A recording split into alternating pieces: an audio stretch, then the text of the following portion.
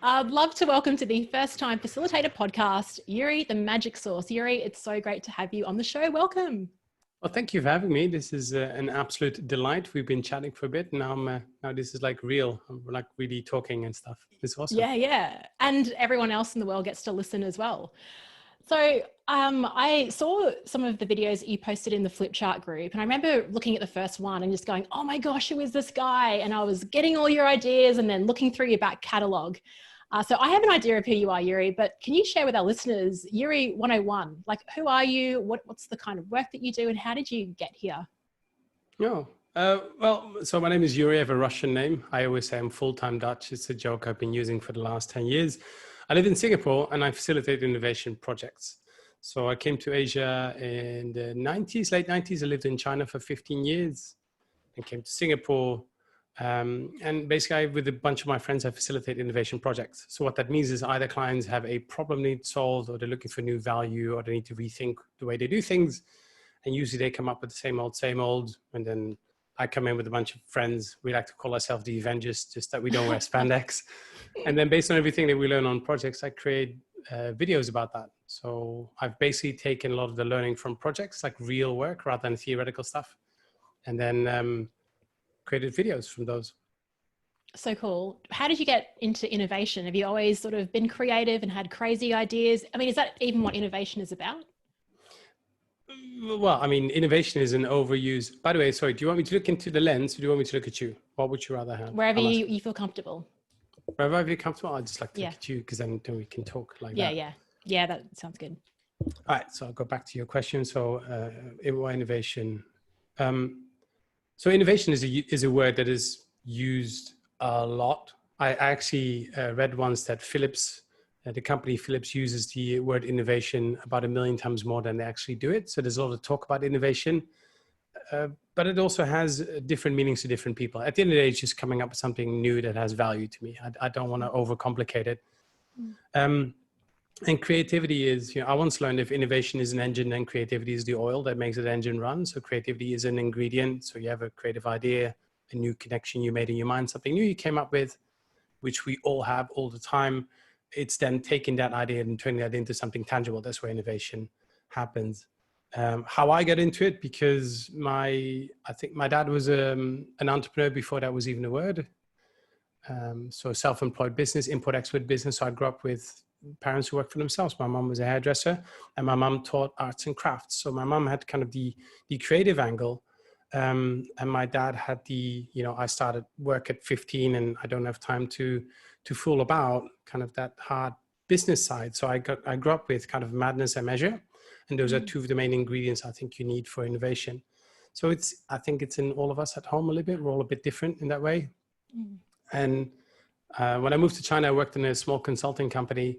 I facilitated projects there, workshops there, trainings there, a lot of learning, also a lot of development for young potentials in Chinese companies or in foreign companies in China. And at one point I was poached for a job in Shanghai by a company called What If Innovation. They're like an independent innovation agency. And they wanted somebody who had that madness and that measure, but could do it all in Mandarin. Now, madness and measure, there are quite a lot of people. But there's a lot of people who can do that, right? There's probably a lot of creative people, either from agency or corporate side, both, like wherever they come from. And they might have a different spin on what innovation creativity is. But you can find people like that. But once you add the filter for, they need to be fluent in Mandarin to be able to facilitate in Mandarin as well. Yeah. I was like, hi, that's me. When did you learn to speak Mandarin? So my degree is in Mandarin. So I studied Mandarin in university. Okay. So I have a degree in Mandarin for international business and trade, which really helped me in facilitation, because when I lived in China, a lot of the facilitation I did was in Mandarin, because we dealt with local teams. So just being able to speak the language just makes a connection with people a lot easier. And particularly at that time, a lot of people had this, and at least in China, had this whole, well, you're a foreigner, you don't know what that means. You're a foreigner, you don't understand China. Or he's another foreigner telling us Chinese how to do our business. And I think by just speaking Mandarin, you just break right through that. You kind of just make it easy for everybody in that room. It's really quite futuristic of you to have decided to focus on Mandarin back at university, because that's quite random, by the way. Was it? That was quite random. It's something I wish I'd stuck with in grade 7. I mean, I know ni hao and a few words, like my brother is, but Yeah. So It's that was good just enough. They'll get you quite far already. Thank you. Thank you. I think, I don't think it was that future. I think it was a bit of coincidence. I think, first of all, my parents Mm. traveled a lot. So even at a young age, you know, I went to Taiwan, I went to Singapore very early on, all over Europe, other places. And both my brother and my sister all did. So we all traveled quite a bit. We went to different places. I think it's a bit more common now for Europeans to travel to Asia. It wasn't in the 80s. It was a bit more like, whoa, that's really far. Mm. So I already had an idea that I wanted to live somewhere else. But Mandarin literally came up because I had detention. I had to sweep the hallways. And the dean of the school, when I must have been like 16 or something, walked by, and he started talking about what we wanted to do after secondary school. And I had no idea. And he gave us a little flyer that said, you know, studying in uni, or, you know, what is your next step in your studies? I had no idea. And on the back of that, one of the studies was studying Mandarin. And I literally went, I'm pretty good at languages and music. I didn't know what to do because I was going to be a rock star anyway. Like literally, I told my mom at 15, like, why do I need to go to school? I'm going to be a rock star. And my mom, the sweetest person as she was, she would always say, that's okay, sweetheart. You know, like, just in case you two don't call you, you know, why don't you get a degree? Just have a, yeah, maybe you Just can sing in Mandarin. maybe you can sing in Mandarin, but like, Yeah. just get that piece of paper. So that's Yeah. why it was just something that was different, and it was a language. And I thought, when you were Dutch and you say, I'm fluent in German and French, nobody will blink an eye, because No. it's quite common for Danes or Belgians or even a lot of Germans and French who speak multiple languages. So I had to do something different. So, and a bit different from Dutch is Mandarin. Yeah. It's a really interesting story. Thanks for sharing it. And on the topic of innovation, I think it was 2 years ago. I was kind of overworking for companies that had innovation as a value. It seemed that like every company in Australia, it was one of the top 5 values. So like, how do you differentiate? Anyway, I got a virtual assistant just to hop online and to search for the ASX 200 and just search for every company that had innovation as its value, and it was about 50%. There's only one Yeah, problem. Innovation is but not a value. Innovation is an output of energy. That's what it is. interesting. Well, Okay. I don't think, because what does that mean if it's a value? I value innovation. Sure, I value money. I value cats. So, and I've seen this so many times where it's on the wall, like, but it's a core value to our business. But it's not a value. Innovation is an output of creativity, creative thinking, critical thinking, a bit of luck, a lot of work, spotting opportunities, and actually making something that's of any value. And with a bit of luck, that that innovation goes on to being successful. So I never understood when people say it's a value. No. Well, I particularly didn't understand it because the irony was that all these companies that had innovation were not innovative. That was the true. I mean, it's a lot like that with a lot of values. But why do you think? I mean, why then do people hold it as a value on a pedestal, but then you go into the organization and it's anything but innovative? You're not seeing that output. What's going on? What's not working? Well, that's a great Big question, actually. Well, it is. I mean, I've got a point of view. I always have a point of view. Not that they always matter, but I think a lot of people, two things I think here. I think one, I think it's just popular. I think about 10 years ago, particularly after 2008, everybody went, okay, we need to innovate. First of all, innovation has been around forever. It's nothing new. It's just that we give it different words and different titles, and we have different, I guess, role models of innovation nowadays. Now it's, well, Elon Musk is a bit crazy, but he's way out there in jobs. And, you know, we usually have the typical white male CEOs we see as innovators, but innovation comes at many different levels and always has. So it's popular. It's popularized, particularly in 2008 and 9. I think the other one is people want the outcome of it. People like the rogueness of going, you know, I disrupted this industry, or I disrupted this business or this market. The reality is many people are not willing to put in the hard work and are not willing to go through the pain, because most things that are necessary for innovation go literally against the grain of everything that big traditional business do. I mean, it usually starts with an idea, starts with 1 or 2 people, set it up, they grow it to a level. Then all of a sudden you get a lot of structures because you want to maintain and grow and scale that business. Well, that scaling of the business is completely different from that initial kind of spark and the quick growth. That's why we see more fast moving in startups, we find them more creative. Well, because they have to. They don't have a lot of money to blow on stuff, so they are scrappy. They're quicker. They have to be, right. And a startup is like a little boat like this, and most corporations are just massive oil tankers. They're just much harder to maneuver. So they all say they want to have innovation. I think they all need it, most of them. I mean, look at Big Pharma. Big Pharma really hasn't come up with anything really disruptive and really changing in the last so many years. There's a lot of smaller technologies, but they're all kind of waiting for that next big disruption. A vaccine. Either a vaccine or something. I think the last one that really made big money, or like made a big bang, was Viagra or something. And that was accidental. Viagra was an accidental innovation. But I think a lot of people want the outcome of that, but I don't think they want to put in the work. So it's easy to say, yes, we are an innovative organization. And there's a lot of talk about it, and people buy clever books and they bring in clever professors and clever consultants. There's a lot of talk, right? So what are you actually going to do? And I think the bigger that conversation becomes, the bigger this conversation of innovation becomes in the board of directors room, the less you're going to do it. It should be in like small everyday pockets. And to do that, unfortunately, you need the opposite of management. Sometimes you need to let go of certain things. You need to have a bit of structure in place. Don't just go like, let's just be creative, guys. Let's go. That's another horrible strategy.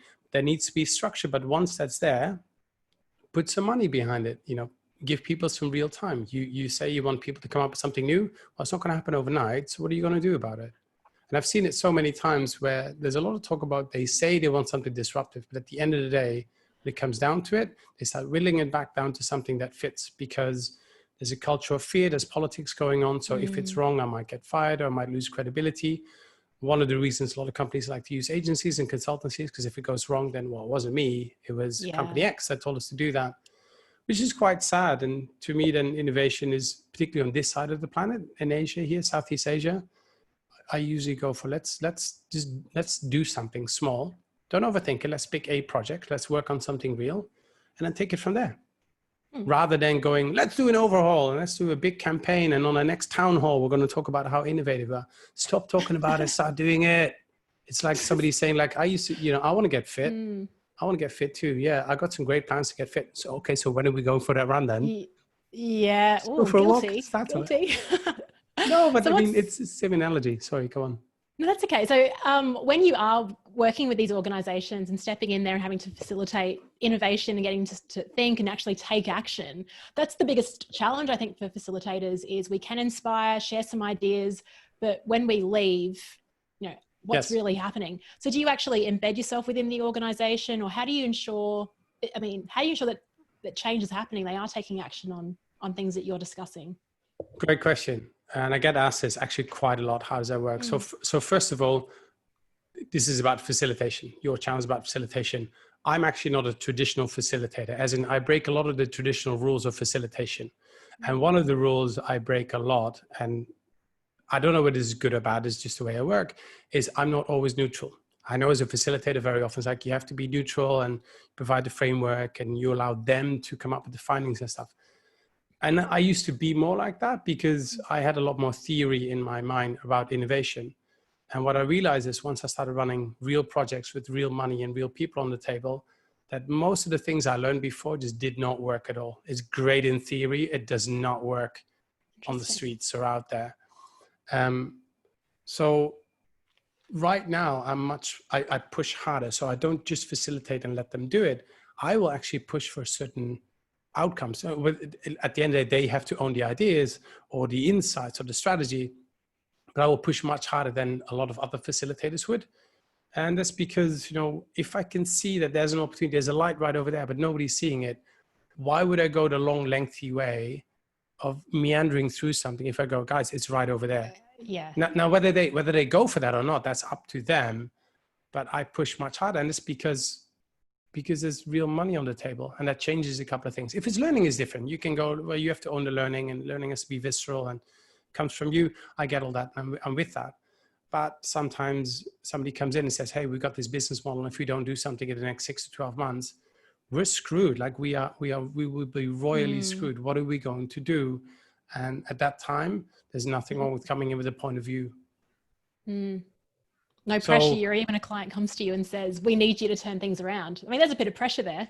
So the first thing is like, there's a lot of things that are not within my control. So be realistic about what you can deliver. Yeah. And what I'll usually do is, so I had one a while back when work was still flourishing, before COVID-19, who said, how do you know this is going to work? Like, you mean, you guys, you're not cheap. You charge quite a bit. You've got a team of people working on this.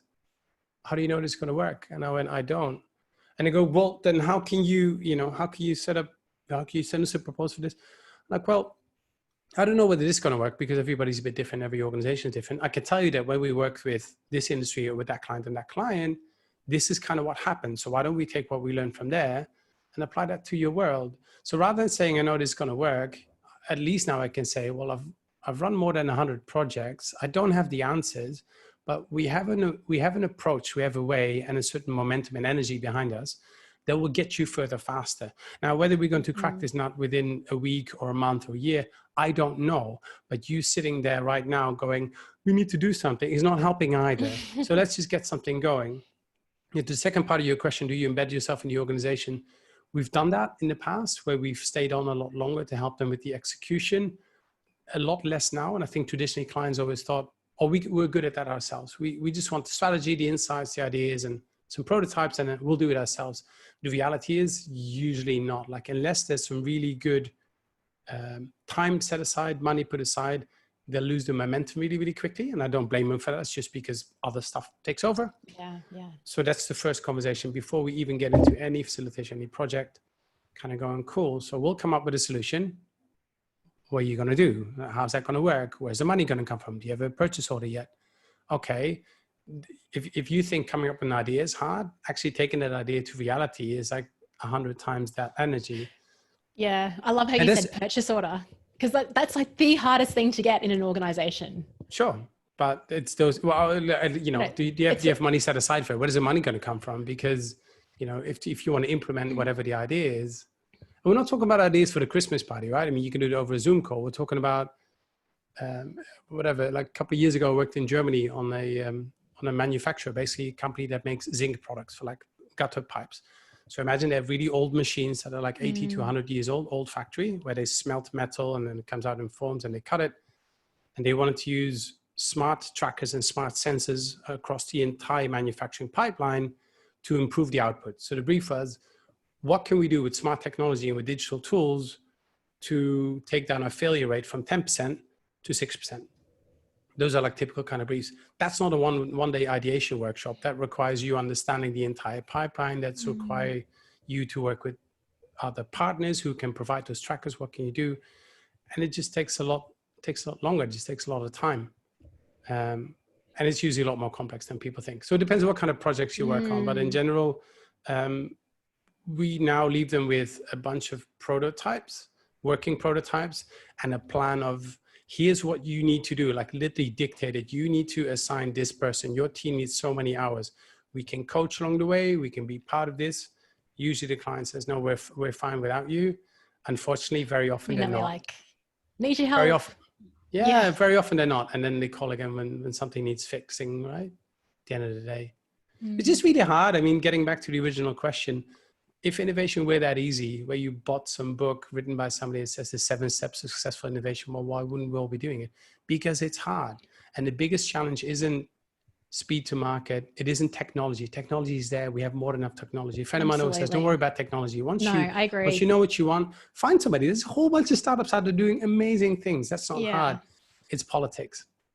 It's the people BS that always slows everything down. It's the whole, we'll only adopt it if it's an idea that we believe in. Does it suit my agenda? Does this project get in the way of what I'm trying to do?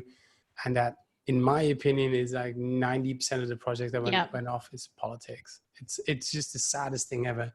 So when I talk to clients and they want to go, we need to innovate better, then start there. Start looking at how you work together, how people communicate, what kind of behaviors do you tolerate on your team? If you have a culture where a couple of people are the clever ones in the company, they get paid more, they have a higher title, and they are very dismissive because they're clever. So when I share an idea, they're like, yeah, well, you don't understand this. You haven't been in the business. If that's your culture, you're not going to come up with new ideas. And you're young and new people are not going to do anything. I did this great thing, which I learned from a friend of mine. I was trying this out, and it's worked really well, actually, on future casting. So basically saying, let's look 1, 2, 3, 4 years ahead, and let's see where the opportunities lie. And nobody can predict the future, but there's a way of doing it. The way we do it is we bring in a bunch of trends from within their industry, but also adjacent, and kind of go, if this is what's going to happen with technology, geopolitically, we're moving that way, and this business is investing there, what could be the implication of that? And again, it's possible, it's guesswork. But we're looking at trends.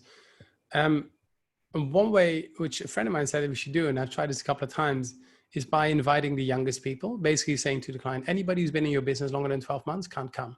At least not in the beginning. Love it. Yeah. Because they're often, and it's not their fault, because they know that much about their business. They're often very entrenched in their business, the frog in the well principle here. So sometimes the best thing to do is just get these young kids and you say, you can't go wrong. Keep those guys out. You can't go wrong. What do you think it is? And tell me what's going on.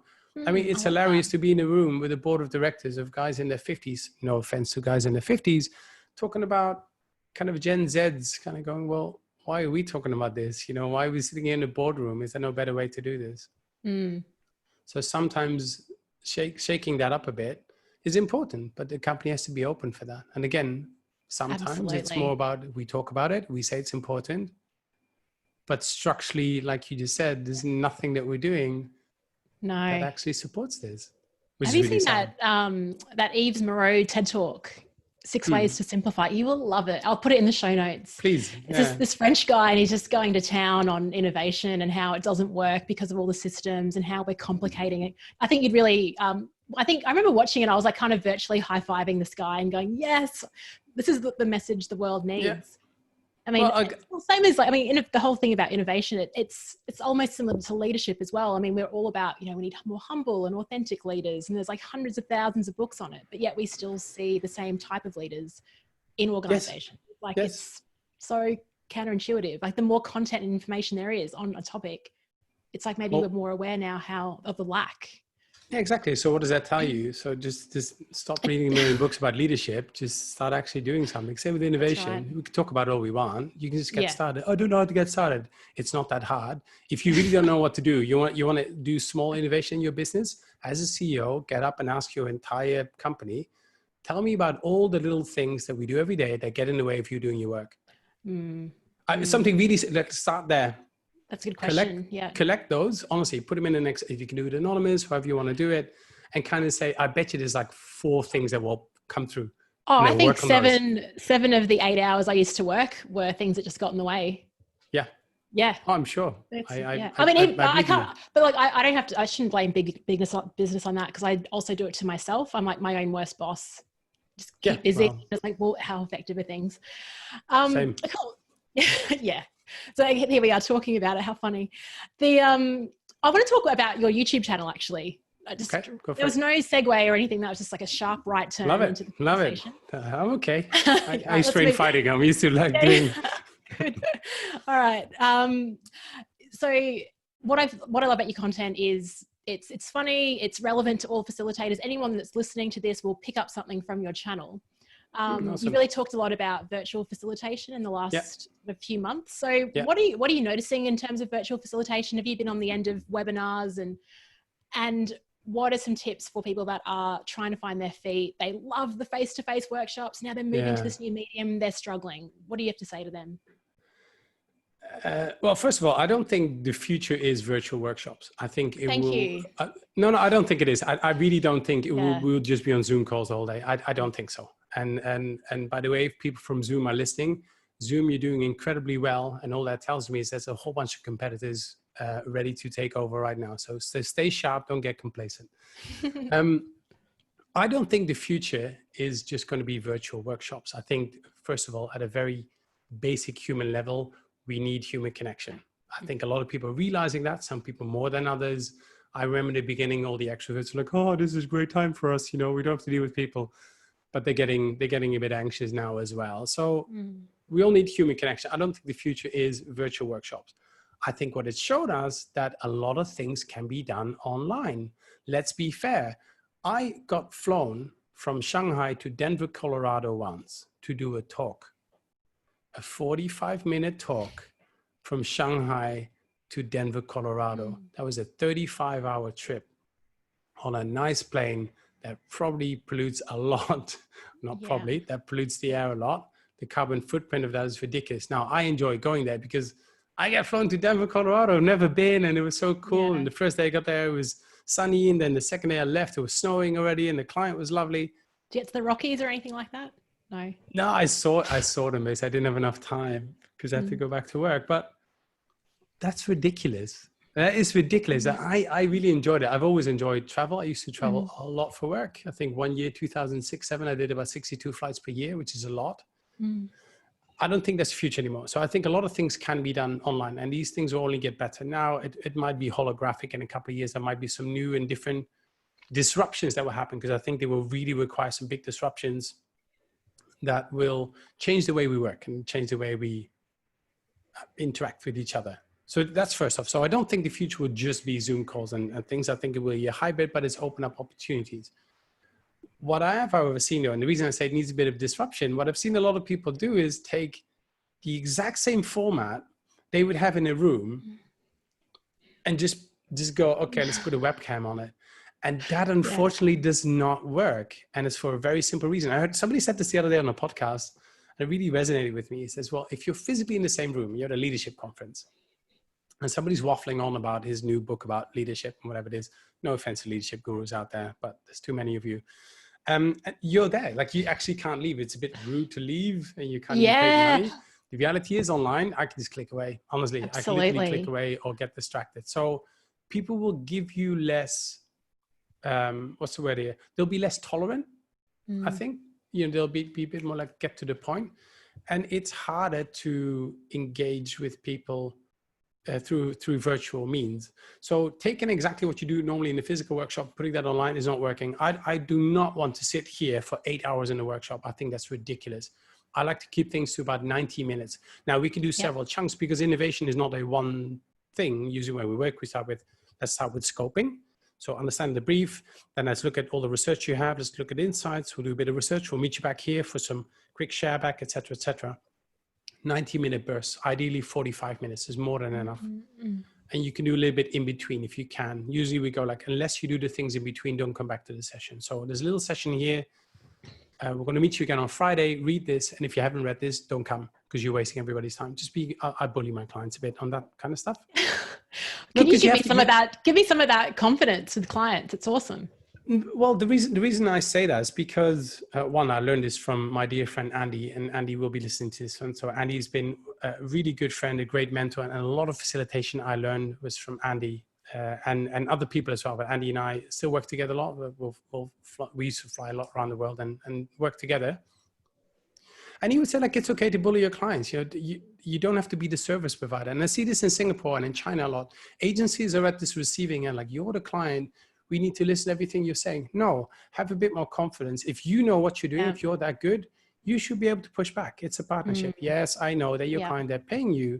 But if you want to be taken seriously and you want to get something done, you're going to need to be a bit stronger. The reason I say I bully them, because it's not fair to other people. The reason people hate meetings is because everybody waffles about, nobody's prepared, everybody's in a different mode. If you want to use a Six Thinking Hats by Edward de Bono, one is in questioning mode, the other one's in critiquing mode, the other one's in, I don't know what the hell is going on mode. Everybody's got different modes. So if people don't do their part of it or come prepared, you're wasting everybody's time. The reason I'm so adamant about that is because I know one of the biggest reasons facilitation gets a bad name, workshops get a bad name, and meetings get a bad name, because there are a lot of crap meetings out there run by people who are poorly prepared, who don't know how to run them, who think they are facilitated just because they're the highest paying officer in the room holding a pen. That doesn't make you facilitated. Facilitation is a skill you can learn. It's an artful skill. So the reason I tell them not to come is because I don't want to waste other people's time. What was the question again? Gosh, we did get sidetracked. Yeah, exactly. You say, virtual. So I've got one point in my virtual. Yeah. So getting back to the point of virtual workshops, I think it will be a hybrid. I think it will be disrupted. I don't think taking everything you have and putting that straight onto a screen is going to work. So one of the biggest tips I see is people looking for technology, as in looking for the answer in technology. the lights, the camera, the this and this. It's not. It still comes down to everything I've seen. At least Absolutely. There might be a lot of other examples. A lot of things I've seen is, guys, there's no clear agenda. There's no difference between this virtual and real. You're still not well prepared. You invited the wrong people because some manager said that these people need to sit in your session, and that's why they become long, onerous, and no output. So the future of virtual meetings, my advice would be, stop overthinking the word virtual. Just get better at making your meetings crisper and manage for, I like for that. an outcome. Like the word crisper. What's been interesting is, okay, so I've worked in corporate a year out, now working with clients. What did you do, by the way? I was working in a global talent management role, running leadership programs. I'm not a leadership guru. I don't claim to be. Yeah. I have your book right here. Definitely want to write a book, but it won't be on leadership. And they run these conferences which go from 9 a.m. to 5 or 6 p.m. They cram it full of content. So as a facilitator, when you're asked to deliver something, it's like, right, we got to pack out that day because I provide the most value by smashing everyone with information for like 8 or 9 hours. And we all know that doesn't work. People are exhausted by the time the day is over, or through it after lunch. They just, it's crazy. Now, the other thing, what I'm also noticing about virtual is having to be a little bit lazy. What I mean by that, well, you mentioned it. It's like cutting down the chunks of time. So something that was all day, it's like, can we do a couple of 45-minute sessions? I had a 45-minute session last week, and I think 20 minutes of that was a breakout room. So literally I'm just sitting there like everyone's broken out and I'm just hanging out. And I think, gosh, I'm getting paid for this. And I think that's probably another mindset thing for us to shift as well when we move virtual, is like creating that process, the way that, people are interacting and keeping engaged, but also remember to maybe be a bit lazy. Well, but you can be, because at the end of the day, look at outcomes. Like if you can deliver the outcome, how you do that, whether you do it in an hour, in a day, that's up to you. Sometimes things require a day, sometimes they require 10 minutes. That is up to you. And I think for a lot of facilitators, I have a feeling, this is a guess, I don't know whether that's true. Some people think I need to make my sessions longer so it looks like I'm doing more work. Exactly. Or I can't charge the same for 45 minutes as I do. Yes. Like, no, if we're getting you from A to B, you're going to pay the same money. Fine, you're saving some cost on flying and on traveling, but why would that be less? Like we're getting you from A to B faster, wouldn't that be? Yes. Yeah, I think, yeah. Well, that's why I never have I haven't had the time conversation with clients as in, well, I can see that it's a 4 hours. Can we turn this into 3 hours? I know. Right? Alan Weiss talks about that. Leave the how to us. That's right. Yeah, that's really good. I like that message. I'm reading a book at the moment, Alan Weiss, $1 Million Consulting, and he talks all about that value-based pricing. Yeah, I'm talking to Alan next Friday. Nice. Yeah, I'll be sure to listen to that one. That'll be very interesting. Cool. He's an interesting man. Yeah, he's another guy that probably bullies his clients a bit.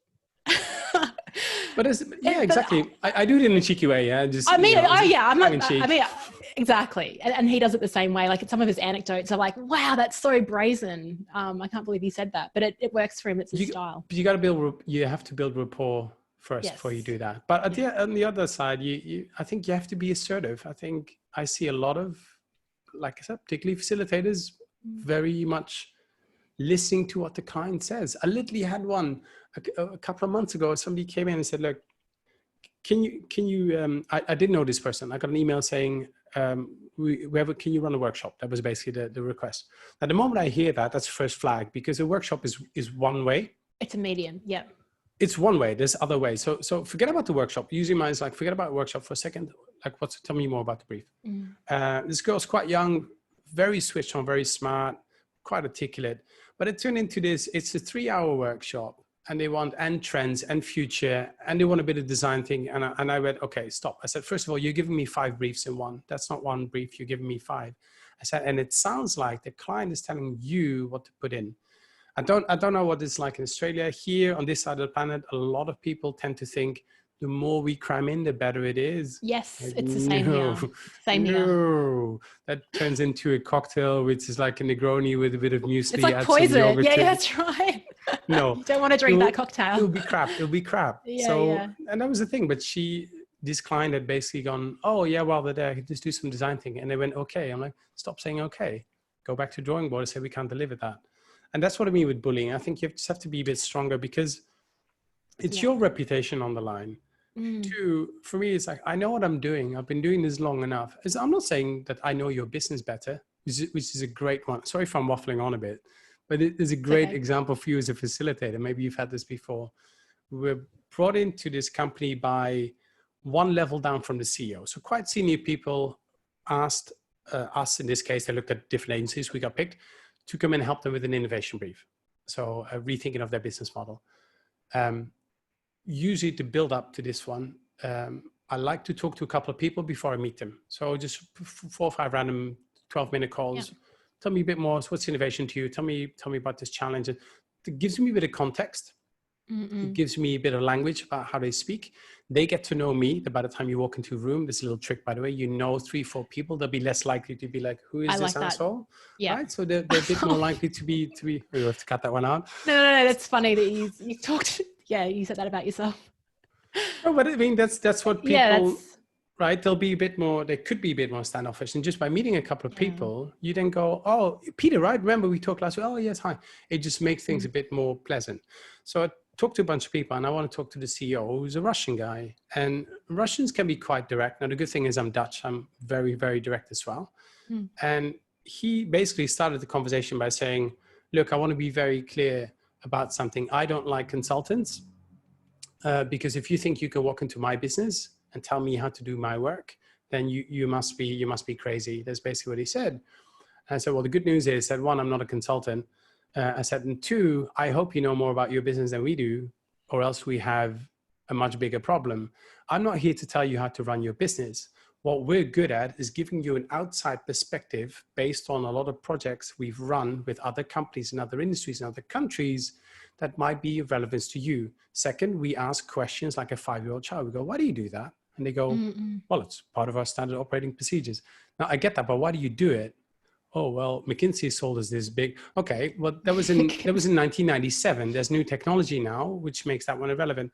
So we get to kind of poke holes. We don't know all the answers. We just have to poke holes a bit. And I think to be able to lead a group like that, you have to have a bit of confidence, and you need to be able to say, I'm not going to tell you how to run your business, but don't tell me how to put together my facilitation, my workshops and my projects, because that's when it gets a bit messy and nobody wants to drink that cocktail. So keep your grubby mitts out of my glass. So what did the Russian CEO, how did he respond? Was he like, oh, respect? Really well. He instantly went for, oh, okay.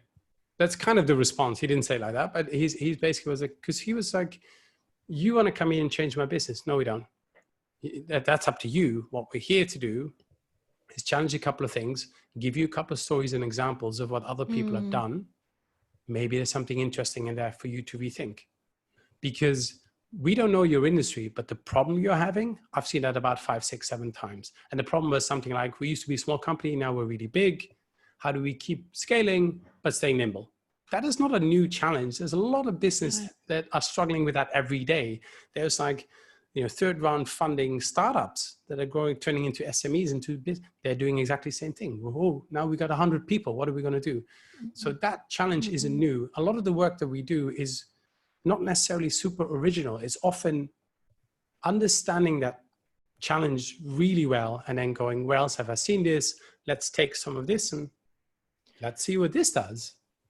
Yeah, really, I want to talk more about how you prepare for facilitation, but that phrase originality, I just don't know if it even exists. Like everything I read is just pulling from, 2 different books or this philosopher, and it's just like, as you said, connecting just different ideas to create something new. I just don't know if anything original exists anymore.